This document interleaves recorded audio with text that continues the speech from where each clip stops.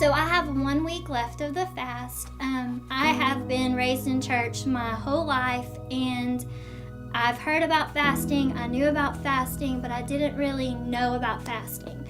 And I just needed some changes in my life. I needed God to restore some joy back in me.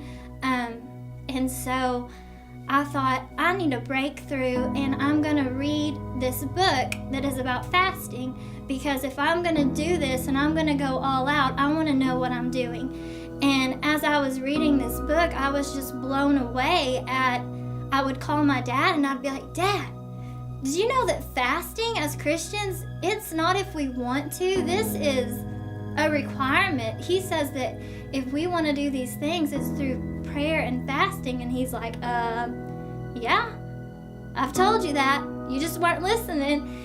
And I just continue to read this book, and I've seen that I was amazed whenever it said that Jesus, there is no record of him ever performing a miracle until after he did his 40-day fast in the wilderness. And if Jesus, who is the Son of God, fast, I thought, how much more should I need to fast and just get my breakthrough and draw closer to God? And I want to be able to do miracles and great things, and that's what fasting is all about, just seeking after God.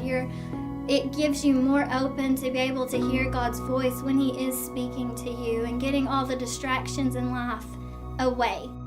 Really, the reason that I'm doing it is really to draw closer to God. This week, in fact, instead of taking a lunch, I came to the church and was praying.